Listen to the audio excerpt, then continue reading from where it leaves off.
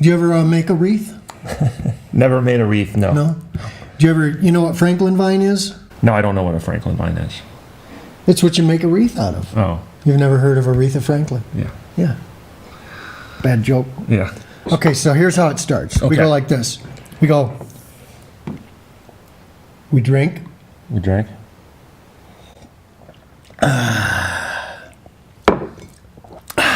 There you go. Yes. Welcome to Coffee with Kris. I'm on here today with Alex Dumas. Dumas. Dumas. Dumas. Dumas.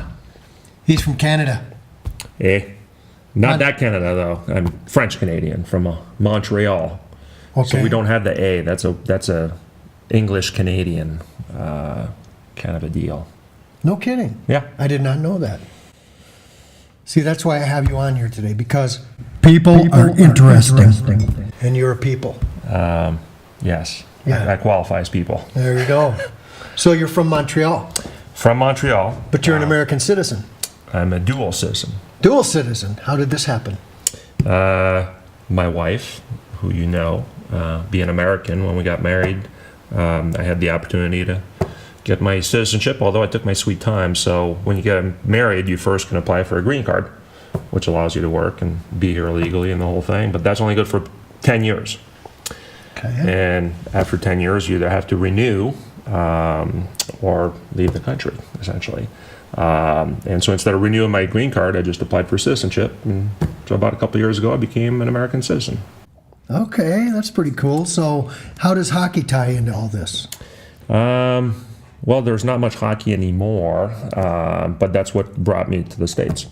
So grew up in Montreal, played hockey from a year about 2 is when I started skating. And when I was about 17, graduated from high school back home and came to the States and played for prep school for 2 years. Learned English. I did not speak English at the time. Okay. Then went on and went to college, played for Dartmouth College for 4 years. And that's kind of what brought me to the States, and then basically never left. So, Cool. to the chagrin of my mother. Yeah, well, She was hoping I was coming back home. mothers are mothers. Yeah. That never goes away. So, did you ever beat anybody up when you were playing hockey? Never. No? I'm a pacifist. So that means No, that... I was not a bruiser. I was not a bruiser. Okay, did you ever get bruised? Yeah, I mean, Okay, what was the worst injury you ever had? I broke my leg, tore my ACL. Yeah, I mean, other than that, separated shoulders, the usual stuff, but nothing too bad. I mean, probably a few concussions, but nothing too crazy. Okay. So, relatively in decent shape, orthopedically speaking. Okay. Did you get any teeth knocked out? Just the one. Okay. Okay. But in the grand scheme of things, for having played in the minors for 4 years, I know guys that are in way worse shape. So I came out okay. Okay. I feel. Yeah, that's cool. Some people may So think otherwise. But some people may think otherwise? Yeah. Oh, yeah, because the brain thing. Exactly. Yeah. Well, I won't. So if I put this hat on, you won't beat me up? No, I mean, I'm a Canadiens fan, being from Montreal. So I'm not I know the Red Wings and the Avalanche have had some bad blood for a few years since I think it was Chris Draper and Claude Lemieux that had a little running into. And, original 6 team, just like the Canadiens. So back in the day, probably a rivalry, but anymore, not really. Different divisions, different. So. Okay. I was worried. Okay. Okay. You're safe. Yeah, thanks. So now, what do you do now? Like, you're kind of the original Happy Gilmore story, aren't you? I do play more golf than hockey these days. Yeah, and you're good at it, aren't you? I'm a decent golfer. There's room for improvement, but we'll say I'm better than average. Let's just put it that way. Yeah, we've seen you out there. That's pretty cool. Yeah. Yeah. So what else do you do? What do you do here in the United States now? You're married to well, Michelle I'm Blessing. married to Michelle Blessing. We're lock, stock, and barrel in the real estate. So she's on the residential side. I'm on the commercial side. So mostly do sales and leasing for mostly office space, but light industrial kind of stuff as well. And so that's kind of what I do for work. And I also play, beyond the golf in the summer, I play a lot of squash in the winter. So yeah, that's what I do. And then once in a while, get together with you and play some music. That's right. Or listen mostly. Thanks. So if we have any viewers that want to buy commercial real estate, give me a call. there you go. Contact Alex Dumas. Alex Dumas, yeah. Yeah, speaking of the French Canadian, before we go into anything else, my wife being from France, you guys have spoken French together, We do speak French a little bit here and there. and there's a big difference. There is, I mean, the biggest difference is the accent. And there's some expressions that we use. Our French is kind of an old French that hasn't evolved. Since when? Since Like 1600s? Yeah, something like that. So we use some old expressions that for somebody in France that they may have heard of them, but it's kind of like an old French that's really not being used anymore. Give me an example. We would say il mouille asio.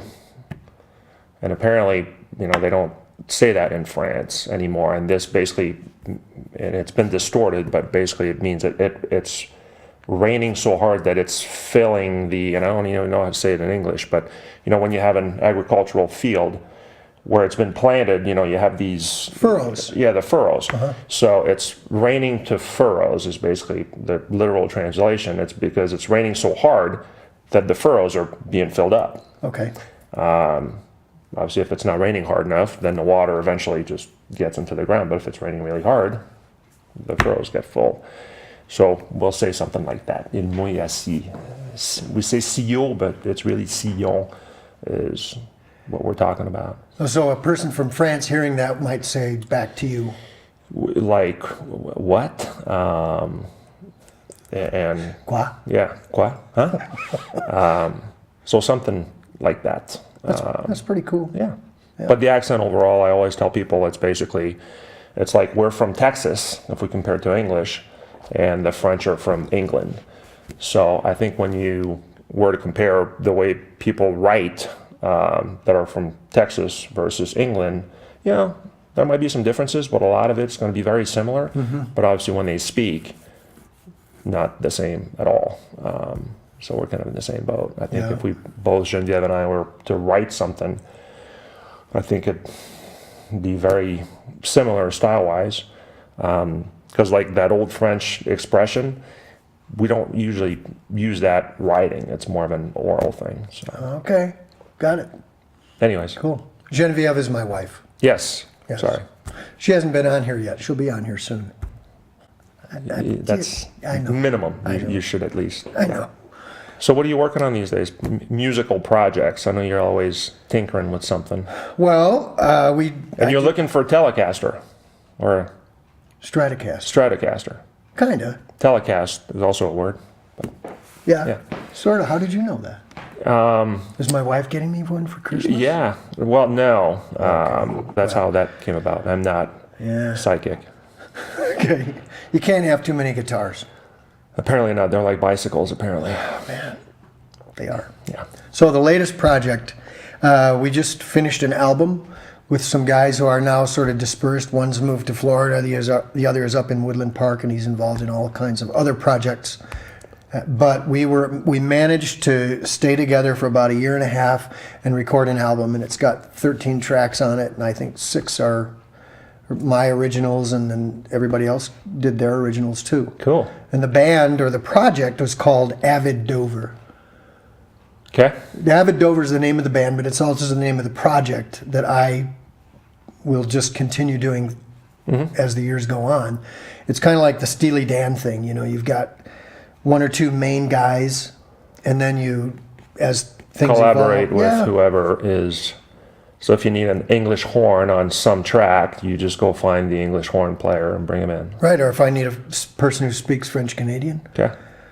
or plays a little guitar and piano. You can find better than me. You Dude. can aspire to more, Chris. We've had a lot of fun.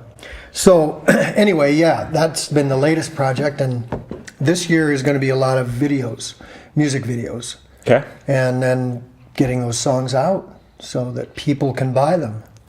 You can buy. So what's a Dover? You want to know the story of Avid Dover? Sure. Okay, I was married. People once. want to know. I was married once before, Okay. a long time ago. And the person I was married to knew that I was avid about having a band, right? Okay.